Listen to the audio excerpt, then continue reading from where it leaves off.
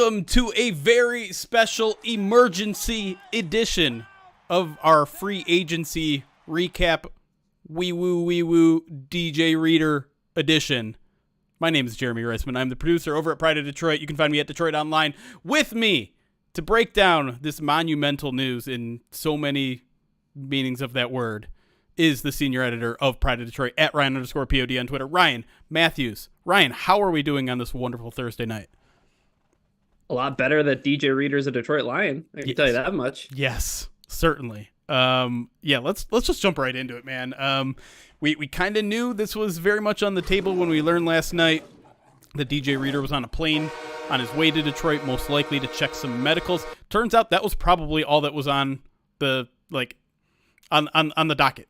Let's make sure you're on your way with your rehab, because if you are, here's the paperwork, and they get it signed. He meets with the media all in the same day. Medicals, signing the paperwork, and meeting with the media all in one day. DJ Reader officially a Detroit Lions on a 2-year deal worth up to $27.25 million and more than $9 million guaranteed. I feel like there's some agent doing work with those numbers a little bit, so we'll see what they actually look like in a few days probably here. But Ryan, where were you when you heard the news? How are you feeling then? How are you feeling now? Well, track season just started, so I was in the middle of track practice, and we don't get great reception in the gym. But when my phone did get reception and I saw that the Lions signed DJ Reader, I took a step out of practice just for a second for a celebratory fist pump, because what a signing. And I can we start with the press conference and then work our way back to the player? Because I thought the press conference was something that unanimously kind of just blew everybody away. Anybody who was watching immediately walked away from that press conference feeling like, oh my gosh, DJ Reader, when you talk about a Dan Campbell type player, that's DJ Reader. Yeah. Like, he's going to go under the definitions of a definitive Dan Campbell player for his time that he's going to spend here in Detroit. And we're only through a press conference, Jeremy. Yeah. To me, the first word that jumped out was professional. Like, everything he approached in terms of his answers, in terms of talking to Mike O'Hare and calling him Mr. Mike right off the bat. I mean, everything about it was, and it wasn't just like polished. It wasn't just he's giving people the answers that they want. He's being earnest, like in the same way that we always talk about how Dan Campbell is very much always himself. I felt like DJ Reader was very much himself throughout that entire press conference, being honest, being open, being helpful, being informative. And yeah, like just bleeds Dan Campbell, just oozes football. And I think that this guy could step in and be a leader on this defense day one. Yeah. Well, I think to your point that you're talking about with Dan Campbell, he mentioned, getting a chance to meet Dan Campbell. And something that immediately stood out to him was this guy he tells you how it is. He tells you the truth. And he mentioned, like, he looks you in your eye.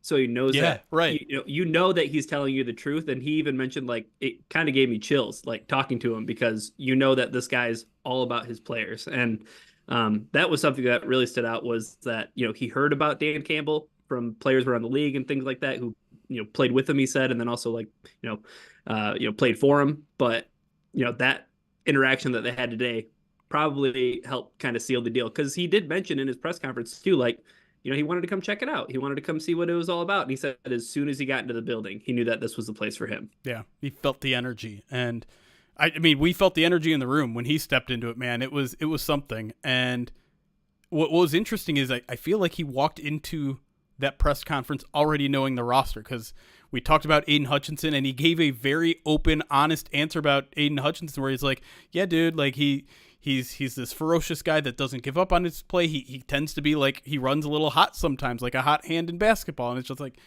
yeah, you get it. And then you talk about Aleem McNeil, and it felt like he knew everything about Aleem McNeil. And then I asked him about Broderick Martin. He's like, oh yeah, no, Broderick, like he kind of runs all over the field right now, but I'm excited to get my hands on him and excited to help him develop. And I'm just like, you are absolutely, like, I feel like you spent 48 hours researching this football team so that when Dan Campbell grills you about it, you're ready. And again, it's the professionalism of just like, he knows where he is, he knows who's around him, and he knows how to, be part of a winning football culture.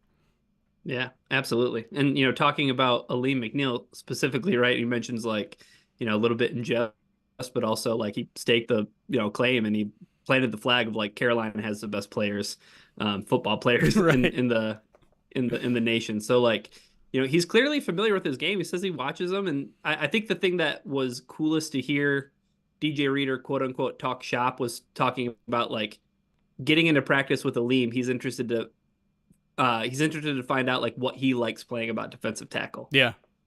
right? And that's when we got the answer about DJ Reader just talking about like I love the physicality, like Yeah. I just love physical one on one, and I was like, no, yep, that's why this deal got done as fast as it did. Right. And I think that's a good segue into his game, because certainly that's what it looks like on tape. This is a guy that just loves to be physical, doesn't mind taking on double teams because he's not going to budge an inch. But like he's also got a little twitch to him, man, where it's like he can brush by a guy pretty quickly. I know the stat sheet might not look like it. I think he has 9.5 career sacks or something like that. But this man is not only going to continue to help this team have the best run defense in the league, but he's also going to help out in pass rush in ways that might not be direct. It might not show up on stat sheets in terms of pressures or sacks, but he's going to help the people around him too, which is another thing that he mentioned in the press conference. Yeah, I mean, is it any surprise I'm not taking anything away from Trey Hendrickson? I'm not taking anything away from like the contributions of Sam Hubbard or anything. Like, there's a reason. You flip on the film for DJ Reader, and I think the thing that's maybe most impressive and most shocking to me was like, oh, this guy, like, he has like he has some blow by you moves as a three tech. Yeah. Like he lines up outside that guard, and I mean, there's some plays that he can make with his hands in terms of his swim move that like you think that he's strictly this run stuffing nose tackle, like can hold his ground, shake guys off and get through the mess and get to a running back. But like you said, he's got a little bit of something extra to him that is really exciting because, hey, maybe one of those plays happens for him. He talked about how he got a sack in the Super Bowl and, he Right. quote unquote balled out. But also, yeah, I think that this is going to do wonders for two players and two players in particular. And it's Aiden Hutchinson, it's Aleem McNeil, but it's also, you know what? It's Alex Anzalone, right? Like he's talking about like Yeah. having that group of guys ahead of you, Yeah. like getting off the bus before everybody else, as he said. Like I mean, as a linebacker, you got to be stoked about having a guy like DJ Reader in the middle of the defense. No question. I mean, the whole premise of building up the interior defensive line and the whole way they built their linebacker room was so that those guys can just occupy the offensive line. The defense, the linebackers can just run free and just knife in the background, in the backfield, no hesitation. And we've seen that happen. Like that's happened relatively consistently throughout really this regime, but I feel like it's going to be on a whole different level with a guy like DJ Reader in there. Yeah, I got that feeling too, just from watching the film that I have. And I mean, there's some reps against Evan Brown against Seattle where it was like, oh, Evan, you're just like, you're in hell right now, brother. like this is not the matchup that you wanted at all. And I think that's something that it's not just like this game or that game or this, like you turn on the highlights or you turn on a compilation. There was one that I retweeted from Bengal Sands. We had him on for a first bite, and he was just like, everything I see from Bengals Twitter is, man, we lost a good one. Yeah. Like they got Sheldon Rankins, but I think unanimously they all kind of agree, like, it kind of feels like a little bit of a downgrade. Like the one aspect though, Jeremy, I think we need to talk about is the torn quad. Yep. And how he's rehabbing from that and what he talked about in his press conference and whether or not they can expect to see him day one. Yeah. And according to him, they can. He wasn't really shy with his language. He expects to be out there. He expects to be ready for the start of the season. And we'll see if that comes true or if that's just a goal he's setting. We didn't get much of a timeline beyond that, whether he'll be ready for training camp, whether he'll be, no TAs. It's probably not going to happen, but he gets injured in week 15. That's December, pretty much mid-December. So you're talking, you need to be ready in 9-ish months, which is typically, I think, on the long end of a rehab for a torn quad. The interesting thing about it, though, is he's gone through it before. It was the other quad he tore in 2020 That one happened in week 5, though, so he missed the rest of that season. He came back, and the most notable part is he came back and had the best career year of his life. And so I think he talked a lot about how that has given him confidence. He knows the process of going through rehab. He knows the kind of hard work it requires to put in, and he seems very confident that he'll be ready. Now, doing that rehab when you're 27 versus when you're 30, there's a difference. And I'm sure he knows that, and I'm sure he's putting that into his calculus and into believing that he can be back for the start of the regular season. But it's something that we'll see. But I think given that the Lions gave him a $27.25 million contract with $9 million guaranteed, tells me they're pretty confident he's going to play at a very least the majority of the 2024 season. So I don't think there's necessarily too big of a concern, but I mean, you never really know. This is a serious injury, and it's going to require time to get back. And we know the Lions like to take these sort of things slow if they can. Yeah. And that's the important thing, right? Is they're going to take it very, very slow. Yeah. Right. Like if there's any indication of even a guy who could be as important as DJ Reader, how important was Emmanuel Moseley to this team? Like they needed a guy like Emmanuel Moseley. And what did they do? There was a setback and they took their time, and there was more and they took their time. And, unfortunately what happened with Emmanuel happened, but there's enough indication that the Lions are going to be very careful with DJ Reader, and that's to their benefit, because you add DJ Reader, but again, Jeremy, like this is Brad Holmes and his approach to free agency. Like he got a guy on a 2-year deal, a little more than $9 million guaranteed. So you have to imagine that there's an out in year 2. Yep. And this doesn't take defensive tackle off the board. Like they can still draft a defensive tackle. They can still draft a cornerback, even though they went out and got, Carlton Davis, and they went out and got Amik Robertson. They're maintaining flexibility. And I want to keep sidetracked. I didn't get a chance to talk with you and Chris on the last podcast. So I'm just very, very pleased and very happy with the direction that free agency is taking. Yeah. I mean, I think we should talk about that because we have at least a little bit more of a fuller picture now. People freaking out in the first 48 hours of free agency, and they're getting antsy. They're getting mad that they haven't made a quote unquote big move. But truth be told is they might have added 4 starters on their defense. Now, yeah, is Davenport going to be a full-time starter? I mean, probably not. He's going to share a lot of time with Josh Paschal, I think, but he's going to get plenty of playing time. But you definitely have a starter, if not a CB. I mean, most likely a CB1 in Carlton Davis. And then you add Amik Robertson as a guy who can at least contend or be a reserve. Those are 4 big upgrades on the defensive side of the ball where you didn't have it before. And I don't know, you look like I'm having a hard time looking at this front 4 and thinking this might be the best front 4 in the division. Is it too far? I mean, with Danielle Hunter going out of Minnesota, and I know they added some pieces there.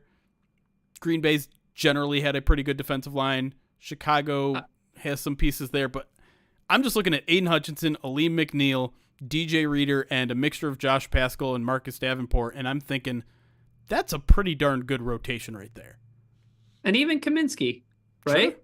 Like, whatever. Like, no longer is at a point where the Lions need to rely on John Kaminsky, right? Like, John Kaminsky can rotate in, and if you have a guy who's fresh like that on the bench, I mean, you can rotate those guys and get the most out of them in some respect. But let me ask you this, because I think that it's interesting you bring up the approach and the initial reaction to free agency with Lions fans and Brad Holmes, being relatively, mum is the word, right? I think that not making a big splash, you look at the money that Danielle Hunter got, right, or you look at the money that even Eric Armstead got, and you look at the guarantees between Marcus Davenport and DJ Reader. These are 2 guys that if you hit on even one of these guys, it's kind of transformative for your defense, right? Like the initial shock of, oh man, like up to, over $10 million for Marcus Davenport. What did he really do last year? I said it earlier in the week, but like if Marcus Davenport makes up to that money, Marcus Davenport balled out. Right. right? And I think that there's just this element at like, I like the Brad Holmes approach of like, hey, I'll try to hit a couple doubles in the sense of like, you know what? Either I'm gonna swing and we're gonna get an extra base hit, or and I know I'm doing a baseball analogy, and Brad Holmes would be so proud of me because I'm sliding into home plate right now. That's right. But I like this measured approach of like, these two guys could pop off, like in a big way. Like they've shown talent at the NFL. I mean, like DJ Reader, I'm not trying to blow gas or anything, but like top 5 defensive tackle. Like I don't think that's out of the realm of talking about DJ Reader. Like his play has been at a very high level. No question. Marcus Davenport is a guy, right, who he's shown an ability in New Orleans. Not the best ability. You're good. You're good at this. But I think that's how I kind of want to sum it up, though, is like people so worried about getting so much, like, hey, make a splash and get a Danielle Hunter, or you could get 2 guys for the price of a Danielle Hunter. Yeah. And to me, it's a lot of people are looking at these signings and be like, well, they're injured, and so you guys are like, this only works out if they're healthy. And I just want to remind people that every single free agency signing is an if. Every single one of them. We've seen time and time again the top guys that get signed to 3, 4, 5-year deals never even make it to year 3. That happens all the time. And so this approach protects the Lions from these kind of long-term effects of signing massive deals that don't work out. And yes, it's a more conservative approach. You know that's going to impress me because I like conservative approaches. There's a reason why I like trading down, right? You maximize your opportunities in the same way that if you spend $30 million on one guy or $15 million on 2, you maximize your opportunities with the 2. And you're getting guys that discounted because of injuries, you're getting guys discounted because of age, or you're just managing to find a way to bring people into a culture that they want to be a part of at a discounted rate. Because I would not say the Lions have overpaid for anyone yet. I don't think you can look at any of these contracts and be like, they overpaid. This was reckless spending. We still have to see DJ Reader's contract, but if it's truly only $9 million, a little bit over $9 million guaranteed, that is not an overpay. No matter what Minnesota Vikings will tell you, Marcus Davenport was not necessarily an overpay. We still don't have those contract details either. They would know about overpaying Marcus Davenport.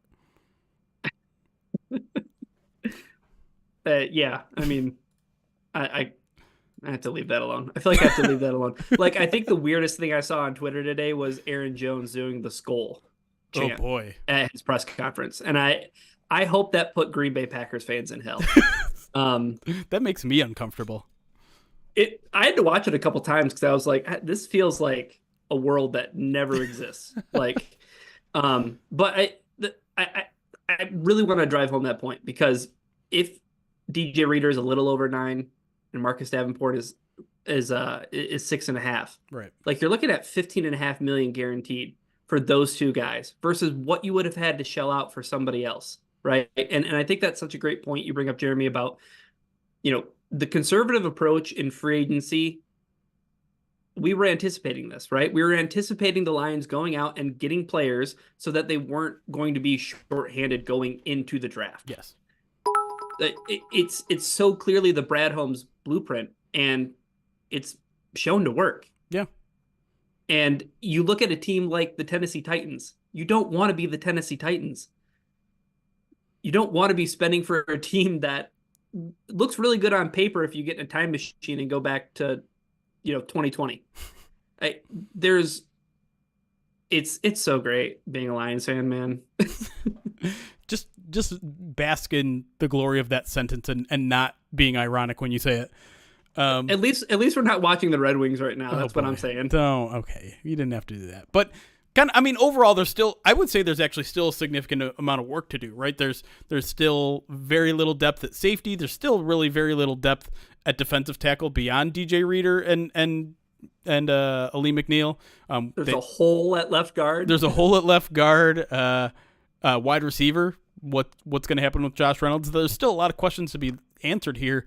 But as I wrote in the newsletter this week, this is kind of just when Brad Holmes gets rolling a little bit in this kind of second wave of free agency. And so DJ Reader kicks that off, but there's a lot more to come in the next week, 2, 3 weeks. I mean, we've seen some of the signings go even into April, and I think there were a couple that we even got like in June. So, a Teddy Bridgewater type of deal. So we're not done, but the Lions have added, like we said, at least 3 regular contributors on defense, maybe even a 4th.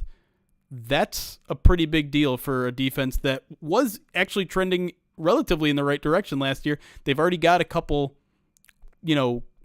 cornerstones with Aiden Hutchinson, with the safety duo, the young safety duo, with a linebacking core that has been balling out. And so now they're kind of feeding all those pieces around it in a way that makes you think they could maybe take a big jump next year. Oh, I thought you were going to say a big jump up in the draft. No, we're not there yet. We're not there. We're not talking about the draft yet. Not yet. But anyways. No. Yeah. I think, and any last thoughts on Reader before we get out of this mini emergency podcast? I guess I'll give everybody homework, as I'm ought to do. Sure. Go watch some DJ Reader, because you think he's just a nose tackle and he is not. And I think that's what has me most excited about DJ Reader, the player, is because we talked on the Q&A show. What do we call that? The main line, right? That's right. Yep. We talked about where Aleem is best fit along this defensive line. And I think a lot of us kind of came to the conclusion that it seems like all the moves the Lions make are, Broderick Martin, or bring in a big run stuffing nose guy to put next to Aleem, so Aleem can play the 3 tech and he can be a pass rusher. Yeah, DJ can do that. DJ can also flip-flop with Aleem McNeil, right? And I think that positional versatility is going to be just so important to this defense. The last thing I want to say is, between him and between Marcus Davenport, there are going to be some sore-ass offensive linemen that play the Lions this year, because those guys are so physical, so violent. Both of them, I think, use the term violent today. And there's going to just be some really, really, if you're into line play, and I know a lot of Lions fans are because their offensive line is awesome, I think there's going to be some really awesome defensive line tape in 2024, and I'm very, very excited for that. Oh, I love it. Trenches, baby. All right, I think we're going to leave it there. We're going to hang out with our live audience a little bit longer and chat with them and kind of celebrate this moment, because, listen, we're used to celebrating in the offseason, but this feels like it's actually some sustenance, building upon a team that's already pretty darn strong. So we'll get out of here. Thank you for listening. We'll be back Monday, I think, for a full POD cast, and if anything else crazy happens, we'll be doing another one of these short mini pods as well. But until then, thank you all for listening. It's Chaos. Be kind. Recording stopped. Okay. Hey, not bad. Under 30 minutes. Look at that. Way to 25 go. minutes streaming. You take away the 2-minute theme song. That was a 23-minute pod. We nailed it. Dude, that's a commute pod right there. Way That to is go, bud. absolutely a commute pod. All right. Let's hang out for a little bit. Let's hang out with our chats. I got 10 minutes. 10 minutes. All right. Here's what we'll do then. We'll answer your questions now. And then when Ryan leaves, I'll read all of the alerts that happened during that 25 minutes. That sounds fantastic. Benito Jones off to Miami? I believe that's where he signed. Did that happen today? It happened like minutes after the DJ Reader, which felt like not a coincidence. Oh, yeah. Like probably. Maybe Benito Jones was the insurance plan if you put DJ Reader through the MRI and found something horrible.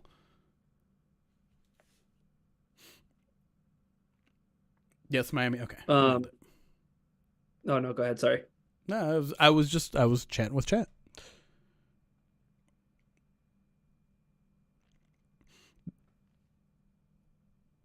Oh yeah, the suspenders. We have to do like a Benito Jones in memoriam podcast, because we do owe an all overalls podcast. That'll be truly a sad day. think all of us at like a designated time should undo one strap, kind of like a one strap salute or something like that. That is the flag at half mast. Yeah. Do you guys think we'll sign another guard before the draft?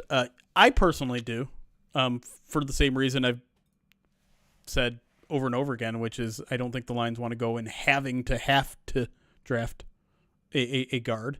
Here's the thing. They have options right now, like Aushika, presumably will sign his ERFA tender at some point. There's kind of been a small rumbling for Netane Mute, who I'll be honest, I don't know much about, but like I was talking to Graham a little bit about him. And Graham played with him in Denver. He's like, that guy can ball. Like, don't sleep on him. And so I'll have to look back and see if there's something there, because I'll be honest, I didn't. When I think he signed a futures deal, and if I'm going to be completely honest, I don't pay much attention to the futures deals guys. Probably to a fault of my own, but a lot of those guys are there for training camp, and then they're either on the practice squad or on the waiver wire. So he's someone to just keep in the back of your mind. But either way, I think it would be smart to add a veteran with experience that can, at the very least, play 17 games this year at left guard. Yeah, somebody that I couldn't say it better myself. Somebody who you feel comfortable enough to give 17 games to. Yeah. Even if they're not going to get it, you feel comfortable enough to be like, okay. Right. Lions did lose Anthony Pittman as well today, which was, I'm not gonna act like losing linebacker 6 is a complete shock, but probably the biggest special teams, dude. Probably the biggest surprise that I've seen so far in Lions free agency in terms of just a move that I did not expect to happen. Because, if I'm being completely honest, nothing else that the Lions have done has really surprised me at all. They're following their needs and being selective, but Pittman was a guy where I was just like, that feels like the most standard, like, oh, you want to come back? Cool, we want you back. All right, here you go. Like, that's how I expected negotiations to go with a hometown kid who has loved being here, who works hard, and I know the Lions really, really like. But I guess maybe he just, I'm guessing he probably found a good chunk of change from the Commanders. I don't know what the contract terms are yet, and maybe it was just as simple as like, I'm 6 on the depth chart already. Can I at least get an opportunity to play some ball other than special teams? He's in year 6 of his career. He's certainly put in his dues as a special teamer to at least get an opportunity to be even a backup instead of a 3rd or 4th stringer, Yeah. Yep. And that's how we kind of feel about Chase Lucas too, right? Like, yeah. He apparently, he's got a market. It sounds like there's a few teams interested in him, and good for him. But yeah, I think that was very much a similar situation where it was just, I've put in a lot of work here. You're signing me, you're releasing me. Let me go somewhere where, again, maybe there's a path for me to be a backup or compete for a job, a nickel spot maybe. And just like play defense in general, yeah. Right? Like, because that's how you make money in the league. Not saying that special teams players, don't get paid, but even like, was it today or yesterday? I saw that Miles Killebrew got re-signed. Yeah, I think it was this morning. Yeah, he got like, it was like 6.5. Yeah. And it's one of those things where it's like, that's like, Miles Killebrew is considered one of the best special teams players in the league, but $6.5 million, you're not going to get much more as a special teams player. So yeah, like being a defensive back though, and being a corner, or, fitting in somewhere, finding some kind of spot, like, yeah. There's that ceiling that he's pushing up on. And I want to mention too with Swaga Kaze fan, like, mentioning that this has been like a really aggressive free agency. I don't think that this free agency really,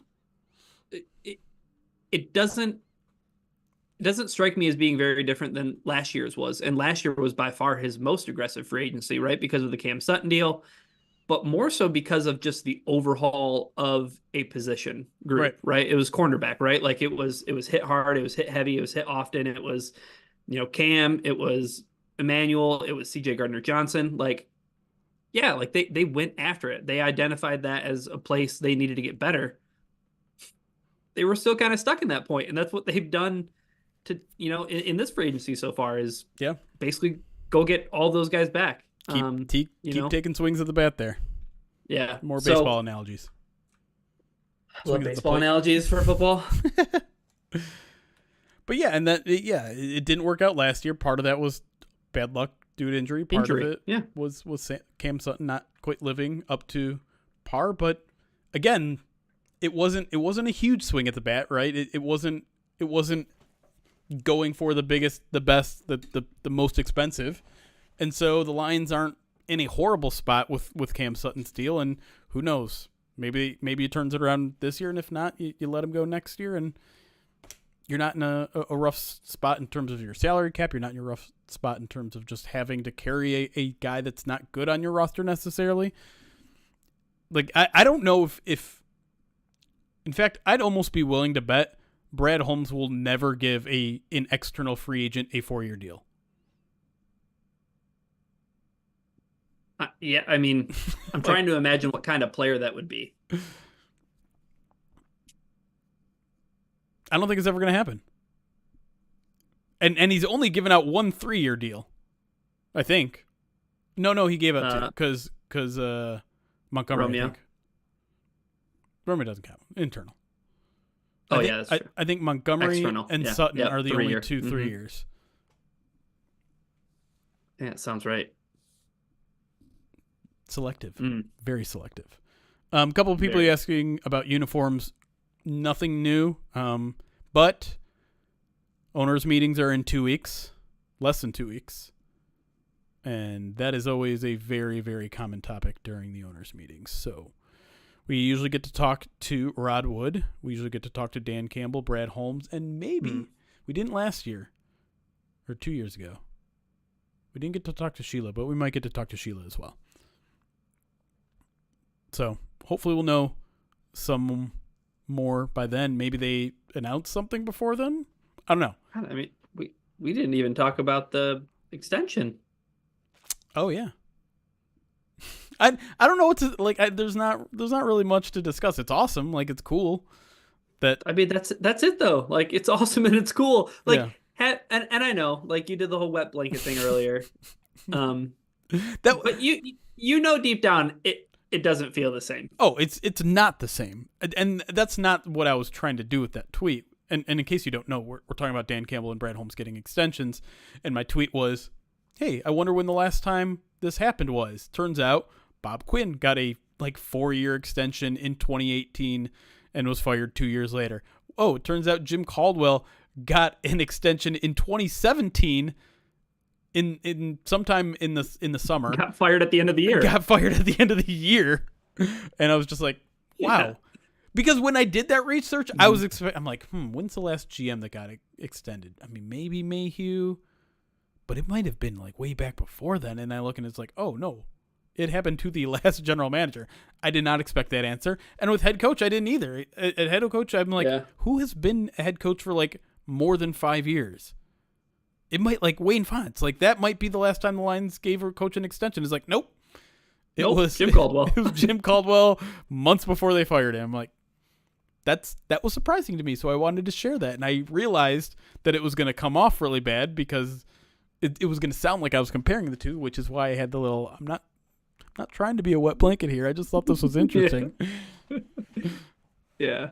If memory serves me right, too, Quinn got that extension like as soon as they hired Patricia. Yes. Like, they hired Patricia and Quinn got that extension. Like, they were like, it happened on the same day, I thought. Yes. And that's when the whole, like, these guys they're tied at the hip from that moment because their contracts are linked, whatever. I don't know if the length was the same at the time, but I just remember that being the talking point of that extension coming right after they hire Matt Patricia.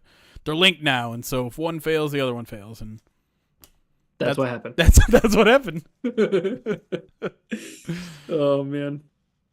But no, it's cool to see them get rewarded because they've actually accomplished something, right? That's the difference right there. Is did did Bob Quinn accomplish anything? Was he ever awarded Executive of the Year? Was he ever named? He was really good at drafting offensive linemen. That's about it. And not good at signing them in free agency. Nope. His free agency was very, very bad. You want to talk about some bad deals that cost this team dearly. Plenty of them there. And then, yeah, like Jim Caldwell accomplished some things, but wasn't knocking any down, any 3-decade droughts like the Lions did this past year. So, yep. Earned. Well, quarter. No, he also drafted Decker. He also drafted Jonah Jackson. He also drafted Graham Glasgow. So was Glasgow still him, or is that back to me? Glasgow, no, 2016 draft, 3rd round. Got Decker and Glasgow in the same draft. It's a pretty good draft. You know. La la la. Baby Jeremy was wrapped in a wet blanket. That's all he knows. It's not true. It's not true. Can I ask you a question? No. Mm-mm.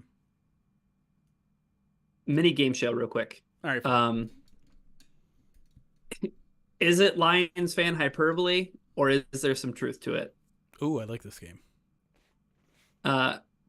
Carlton Davis can be your bona fide number 1, and that's going to make Cam Sutton a much better player than he was last season. The first half of that is definitely true. I am curious about the second half. I don't know.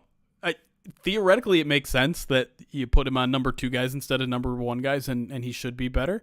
I do wonder a little bit about the schematic fit if the team does play a little bit more man than zone. But I don't know. Like, here's the thing. This might sound a little bit hyperbole on my own part, but I'm not putting it past the fact that he might not be starting. Cam Sutton, that is. You're paying him a ton of money.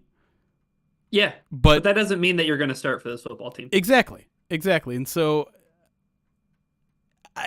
maybe I'm a little too high on Amik. We'll see. But I like Amik's game. I know he can ball. I like that he's 5'8". I think it's so cool. And I know this coaching staff is going to love him. And I'm not saying they don't love Cam Sutton. Cam Sutton had a rough year, and I don't know what it was. I think he's better than what he did last year. I don't know. It could just be a bad fit. It could be a bad vibes for him. I don't know. Maybe it's a working environment. I don't know what it is, but he did not seem himself in a lot of different ways in terms of his play, in terms of his interactions with the media. I was talking about this with some of the writers today. Like at the beginning of the year, he was so affable and talkative, and then it seemed like he shut down. And so I don't know what was going on. I'm hoping that was just he was in a funk. It kept spiraling for whatever reason, and he enters 2024 with a completely different spirit, a completely different energy, and ready to go. But I need to see that because that was rough. We all saw it. It was a rough year.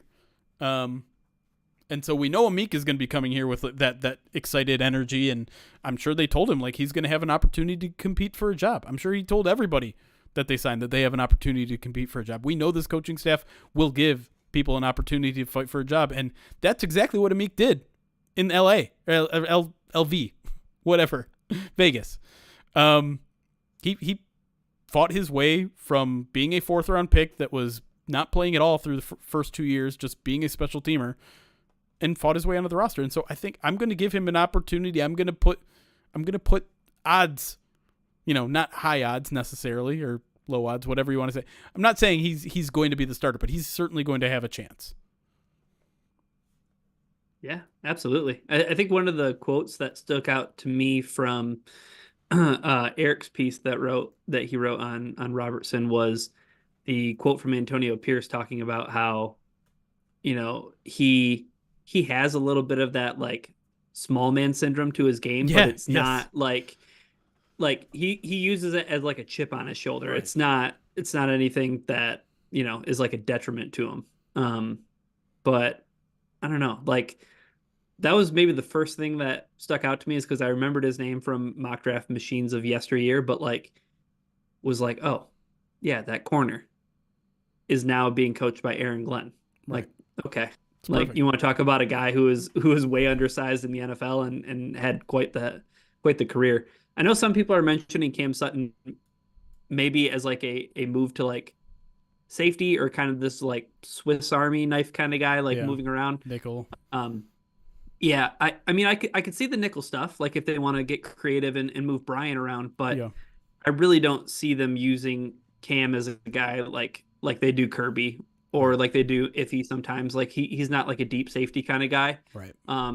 But he's I think people know he's a pretty willing tackler. Like he's a guy who mixes it up in run defense. Sure. So like maybe as like a box safety, yeah, like I could see maybe a role for him in that. But I think to your point, Jeremy, like you get this super affable guy at the beginning of the year, and we know of like any position in football, like yeah, quarterback's a big one in terms of confidence, but like cornerback is, I Yeah. mean, maybe number two in Yep. terms of like your confidence gets shook and you start to buy in to the fact that you lost a step or you're not totally locked in. Like yeah, your play, like I mean, Amani Oruwariye, like I know he dealt with injuries, but like that's one of the clearest examples I can remember from recent memory for Lions corners of like, man, the guy had confidence seemingly 1 week, and then the next week it was just zapped. And I'm not saying that's entirely what happened to Cam, but like he was too good of a football player for too long with Pittsburgh Yeah. to even think. And that's not just me saying like, well, I mean, Brad Holmes had to have a reason to give him a 3-year deal at 33 million or whatever it was, but like, um, I do have a feeling that Carlton Davis is a bona fide number one. Like I'm totally in on that. Like Yep. I think one of the biggest things, and again, I wasn't on the podcast with you and Chris, or no, I was for Carlton Davis. Yes, I think I it think was. so. Anyways, yeah. Regardless, like I think one of the biggest compliments you can get as a player is like being recognized amongst your peers, right? And I think we talk about that with the NFL Top 100, even though the voting is weird, it's stupid, whatever. But that clip of Jamar Chase, like talking about how Carlton Davis is like the toughest corner he ever had to play, like he's faced in the league at that point in his career, like I mean, that's Jamar Chase, Yep. and some of the numbers that he put up against Justin Jefferson, like yeah, if Carlton Davis is healthy, I feel very good about the Lions' number one corner. Like they have a guy, because I think that was the question mark, and I'm not trying to play too retroactive here, but like I think that was kind of like our question about Cam Sutton was like, yeah, he was really good, but was he ever the number one guy in Pittsburgh? Right. Sometimes, but I mean, not a lot. Like that was a tough division to be in, right? There's a lot of good absolutely. receivers in that division, and so I think a lot of us thought, well, he's he occasionally goes up against AJ Green, and he's Jamar T. Chase Higgins and yeah, exactly, and so maybe that'll transfer to Justin Jefferson, and we'll see. and it didn't. And it didn't. Not yet. Not yet. Gen X Ben does bring up this is we're getting into speculation here when it comes to Cam Sutton, but like maybe there's something to the fact that the Lions fired their cornerbacks coach. Yeah. Yeah, it's true. I mean, Who knows? Who Yeah. knows? We'll see. interesting nonetheless. But Maybe Deshae Townsend can fix Cam Sutton for whatever was ailing him, wouldn't that be great? and now he's got a couple more little pieces to the puzzle too. Yeah, like I feel so much better about corner than I felt about corner 4 days ago. Yeah, it's just a matter of like I'd love to go back a year ago around this time and see how I was feeling at corner last year, because they added a couple big pieces, right? And was I feeling this confident? Because I'm feeling kind of confident right now, but was I this I'm sure I was confident last year. Just okay, we're changing up the weakest part. We're getting E-Man, we're getting Cam Sutton, we're bringing back Jerry Jacobs, who's been a firecracker, and maybe Jeff Okudah sticks around. I think at this point he was still on the team. Yeah. I would like to compare those two feelings, right? Because it was an interesting mix, right? Like it was because Cam Sutton was like the splashiest thing that Brad Holmes had done in free agency. It So it still was is, like, probably. yeah, right, yeah. So it's like, oh, external get for an outside corner, awesome. Then it's one of these like Marcus Davenport-esque swings on a player like Emmanuel Mosley, and then we talked to Matt Mayoko, and he was like, yeah, Emmanuel Mosley would have got a bag if he wouldn't have tore his ACL. It's Yep. like, oh, okay. And then the last piece was CJ Gardner-Johnson, right? Like after that signing, I think I was maybe confident isn't the right word, but definitely excited. Yeah. Like excited that I knew that Brad Holmes like wasn't just gonna sit on his hands and be like, well, we can draft a guy or we could, and he was just like, you want to talk about aggressive, like, yeah, I understand that's aggressive, right? Not in terms of dollars, but in terms of like this needs to be cultivated here. Right. Like we need to work this out. That's happening this year, right? They're going to draft a guy? Is that what you're saying? No, I'm Oh. saying Okay. like it's the same like excavation process where it's Yeah. like trade for a guy who you think can be your number one guy. You replace that feeling last year with, okay, you sign a guy who's been a number two, like, but you think he might be able to be a number one. Carlton Davis has like number one tape out there, right? So it's like, Yes. okay, that guy Robertson, who I'm really intrigued by. Like I'm very intrigued by Robertson. Yeah. I am too. And yeah, and like E-Man's around still too. Yeah. He can play. Yeah, he could. VR Master says Jeremy was saying the team could have a top 10 defense to start the season last year. They did have a top 10 defense to start the year last year. They did. And then they did. And then they didn't. Yeah, no, I whiffed a little bit there.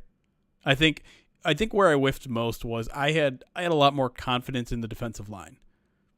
I had a lot more confidence in a guy like Charles Harris, who was a healthy scratch by the end of the year.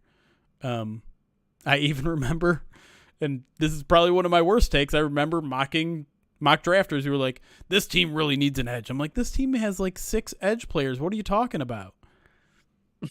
They probably could have used an edge last year, but I don't think the Lions thought they needed an edge at that point, right? I think they had Josh Pascal, they had Charles Harris, they had Romeo Okwara. They liked all of those guys at the beginning of the year. And so that's kind of why I was projecting the way I was. Is like I think the Lions are comfortable with what they have. And they were, but they shouldn't have been. No, they should not have been. But they were. Yeah. All right. I'm going to scoot out of here because I definitely stayed over my 10 minutes, I think I said. You did. 15 maybe? Yeah. I don't know. All right, whatever. get out of here. But I have so much fun. Enjoy reading alerts. Bye, chat. Have a great time. Bye, Ryan. See ya. All right. Let's full cam here. Oh, that's full cam nothing. What about this full cam? Does that have my face in it? No. Great. We'll just do desktop. That should work. Is this desktop button going to work? Yeah, it is. All right. Hey, hi everybody. Let me read alerts real quick. I'll stick around just a little bit longer here to answer some of your questions as well. But there's a lot of alerts that happen because y'all are excited, and understandably so. This is an exciting time, man. We're not going to get a lot of quote unquote splash signings under Brad Holmes. This is about as big as they get. So let's celebrate a little bit. But my God, there are a ton of alerts here. We'll start with JW on YouTube. Thank you for the subscription. Grandpa, thank you for the 7-month subscribe to the channel. Says LFG. Let's go. The Zoe, 12 months, a full year subscribed to the channel on Twitch. David Lunch, 17-month subscribe channel, says Rundy is going to be insane this year. I mean, they finished first in DVOA last year. They're better this year. They're going to need a little bit more depth though, I think. They got Aleem, they got DJ, they've got Broderick, who we don't know what they have in, and then you have a bunch of those edge guys that can kick inside. I feel like they need another rotational guy, and they'll get one somewhere. Krolik dropped 5 gifted subs. Appreciate you, Krolik. Arnick, 38-month subscribe channel, says it's turbo time. Don't run. You don't run with the turbo team. A quarter. Thank you for the 20 months. Says DJ Reader to the lines. Let's up and go. Oh, Levi. Yeah, good call. Levi's still around. Uncle Indigo, 100 bit says, when is the pod mock draft?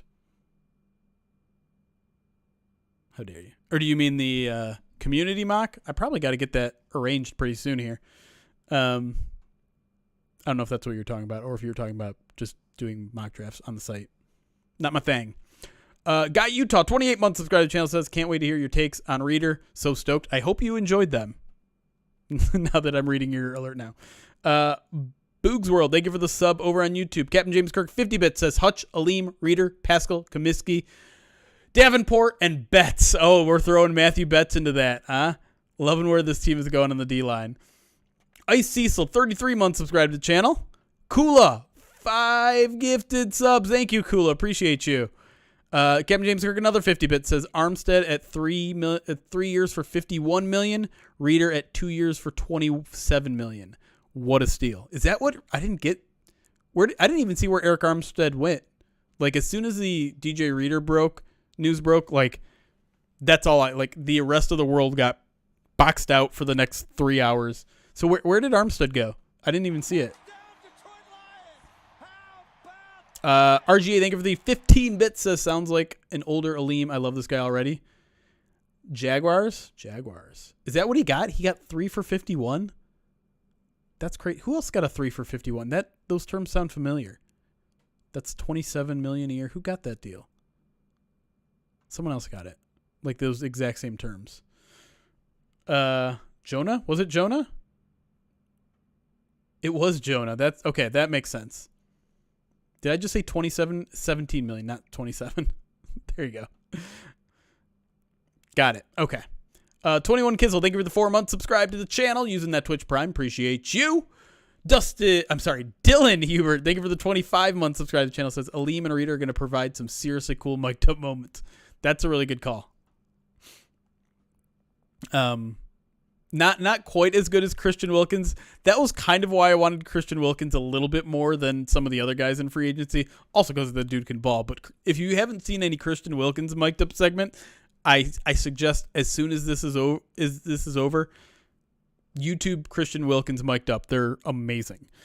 Dan Pask, 35 months subscribed to the channel, says we can rush with 4 now. Go Lions.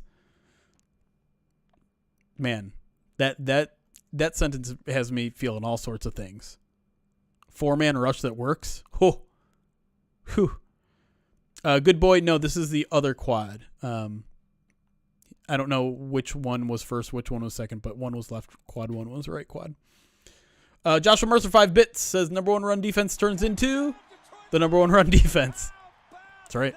Detroit versus everybody. Thank you for subbing on YouTube. Nick the Greek, 100 bits, says can't believe DJ Reader went out of his way to tell the Lions press corps his favorite stand-up comedian was Jeff Dunham. He did not say that, to be clear. And if he did, I would lose a lot of respect for him. Space Kataz, 27 months subscribed to the channel. It's 3 Twitch babies. Says, anyone else worried that we're going to get really hyped for a D-line that's just going to be okay?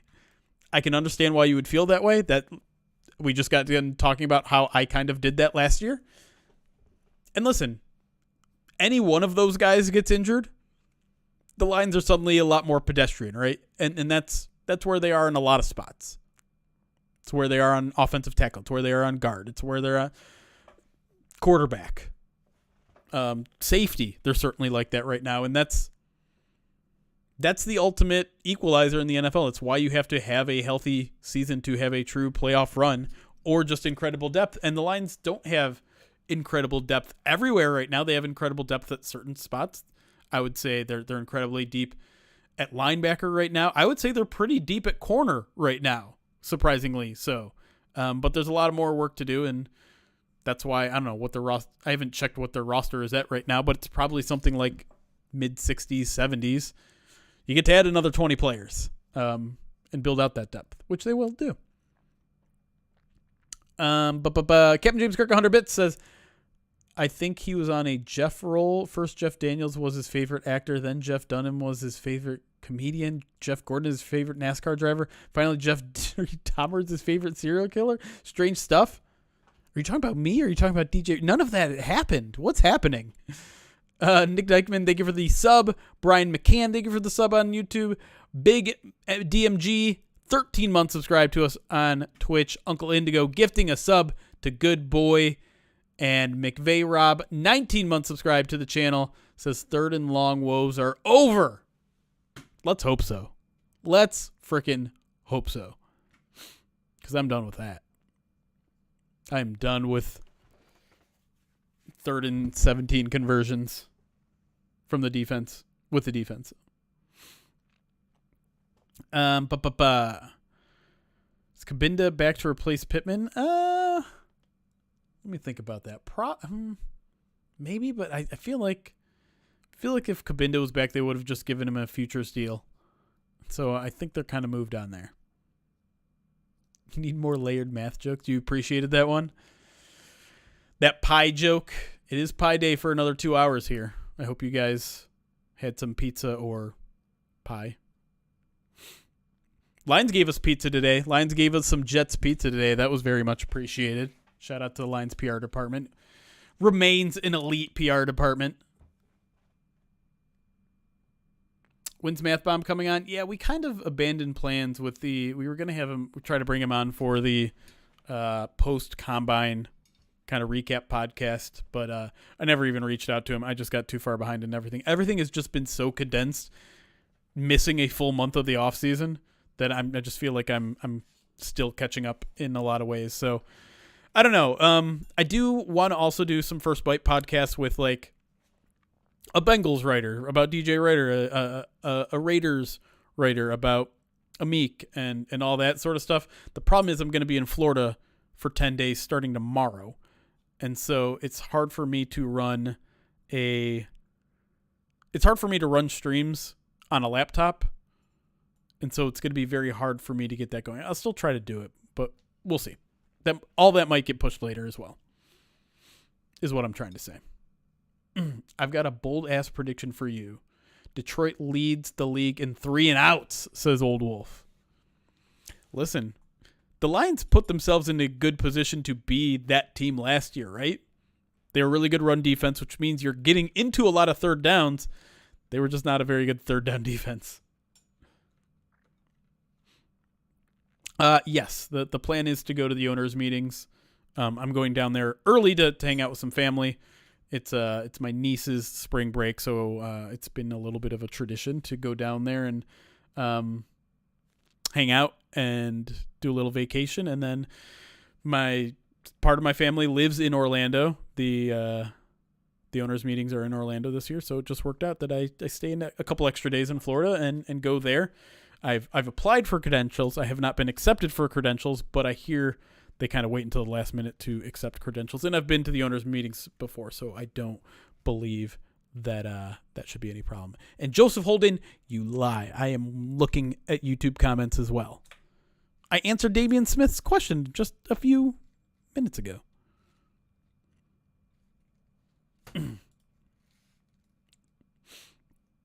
Just use a computer at a library to host the First Bites. I'd love to just bring my entire computer, honestly, but not going to do that on a Spirit flight. They'd charge me an extra $600. I have to get credentialed through the league for the owners' meeting since it's a league event. Josh, I pay attention to both. I do pay a little bit more attention to Twitch, I will admit. It's where we started, but I'm trying to be better about both. I got 2 different windows on my second monitor here. This is the first monitor where you see me, and I look at the camera. This monitor has both chats, but it's just a bulky setup. I almost need a third monitor, but that feels too fancy. I think I need to also get a new computer for that. We try to get Eric on these as much as possible. He is a family man with 3 kids, though, so his time is minimal. I will say, if you subscribe to Pride of Detroit Direct, he's the only one that does videos with me on Pride of Detroit Direct, and we dropped a 39-minute one today where we recapped free agency. We even talked a little DJ Reader because we kind of felt like he might be signing. So if you want more Eric content, it's $50 a year. That's not that much. Just throw it out there. $4 a month. Just throw it out there. Not trying to pressure you, but I love Eric as much as y'all. I would love to have him on these as much as possible, but the man is a busy man. Me, on the other hand, I got nobody. I got Zazu in the other room. Not trying to discount Zazu. I love Zazu. Lion's blood. That is not an appropriate thing to say. Don't know about Reynolds. I have not. I've heard surprisingly absolutely nothing other than trolls on the internet trying to trick people about Josh Reynolds.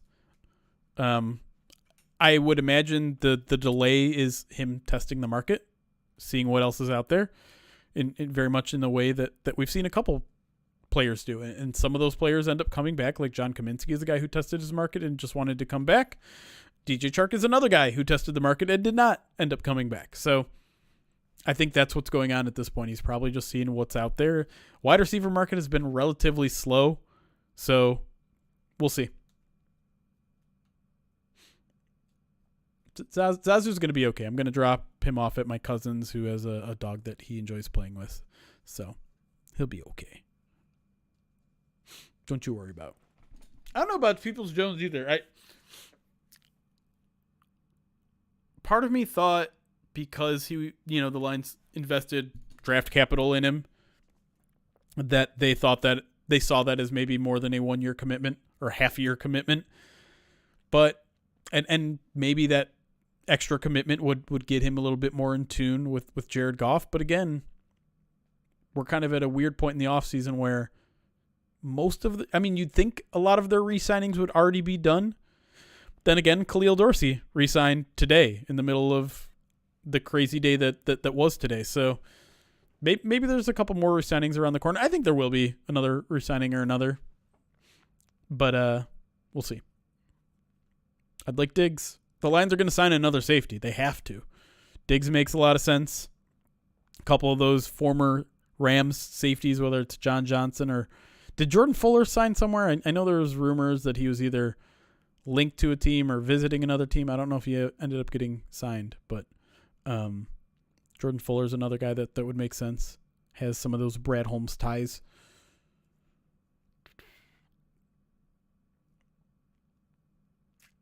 Yeah, I don't know what they're going to do at guard. Zeitler makes sense, but he's probably going to come kind of expensive, and I don't know if you'll be able to pull him away from Baltimore, right? Lakin would be a fun story. He did not work out with the Jets, but he was also really good with the 49ers. And so is that a matter of Lakin finally kind of hitting the wall, or is that a case of you're with the Jets and it just didn't fit in the same way that Cam Sutton hasn't fit with the Lions? Maybe it's just a wrong fit and you bring him over here to Detroit and it's a better fit. Maybe.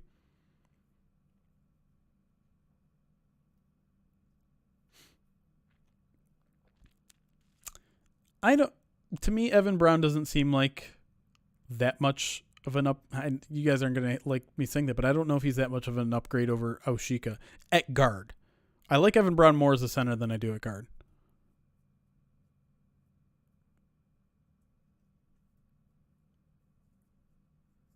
Jets were dysfunctional.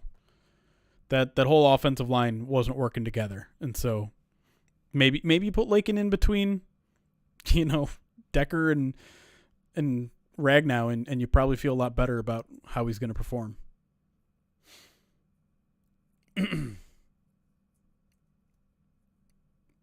All right, it's 10:15. What am I still doing? I have to start packing for tomorrow. Hopefully I'll be able to breathe tomorrow. I feel like today for some reason was more chaotic than every other day. And I'll tell you why. Because I had a meeting. The meeting ended at 3:45.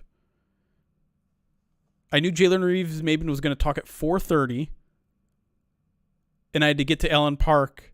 My idea was as soon as my meeting ended, I was going to leave and head to Allen Park. Because I also had a radio interview at 4. So I was going to be like, all right, maybe I can get to Allen Park by 4 so that I can just do the radio interview in my car. Done with the radio interview, I'll go into Allen Park. I'll be there for Jalen Reeves-Maben's press conference.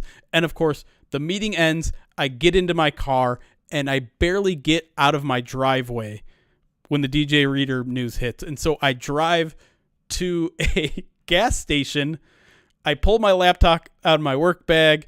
I fire up the hotspot on my phone, and I write the entire DJ Reader article finish it right before I have to jump on the radio. I'm jumping on the radio as I'm driving to Allen Park. At one point, I lose connection and I have to call back in, or they call me back in, and it's just like, from then on it was chaos the entire day. And now I'm just now settling in. Like, I haven't had a chance to breathe. Anyways, you guys don't need to hear about my day. That's just day in the life of a beat writer. I need a minivan for moments like that. What does a minivan get me? Penny, thank you for the 3-month subscribe to channel. Say today was a good day. Today was a good day. I didn't have to use my AK. I gotta say it was a good day. Explains the gray hairs. It does. I think that's entirely what the gray hairs are about. And the worst part about it was Eric and I talked. Like, anytime one of us has to step out, we communicate with the other just in case news breaks, especially during a time like free agency. So I'm like, hey, just so you know, I got a meeting at 3, got a phone interview at 4. Then I'm going to be heading to Allen Park. He's like, all right, I can cover you until about 3:30, but then I got to go pick up my kids. So there was that space between 3:30 and 4 in which neither of us were available. Boom. That's when the DJ Reader signing hits. And it's just like, I do blame myself a little bit because, in all honesty, I should have pre-written that yesterday. When he was visiting, there's no reason why I couldn't have written 300 words on a DJ Reader signing and just have it sitting there. But you live and you learn. Keenan Allen to the Bears? Is that a thing? No. I love Keenan Allen. Don't go to the Bears. Can we change his mind? Is it? Oh, dang. Jay Glazer reporting that. Oh, I didn't even realize they're trading a 4th rounder. That's all it's taken for Keenan Allen? There it is. Shefty now tweeting it. I don't like that at all. I don't like that at all. That sucks.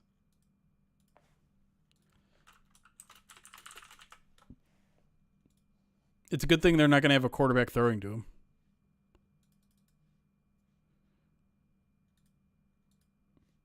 Yeah, let's look at Keenan Allen's contract.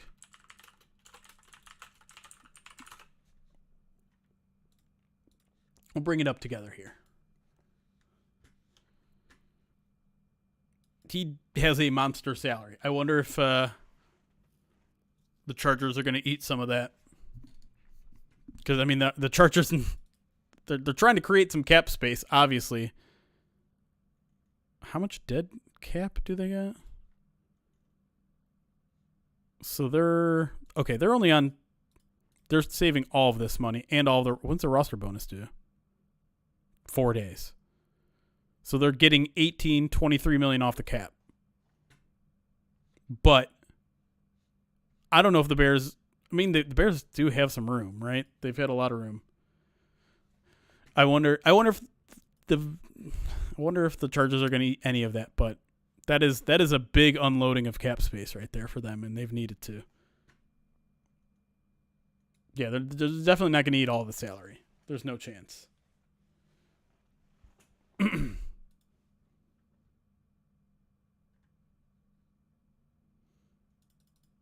Oof. Man, that put a damper on the end of the night. Who told me that first? You ruined my night. Just kidding.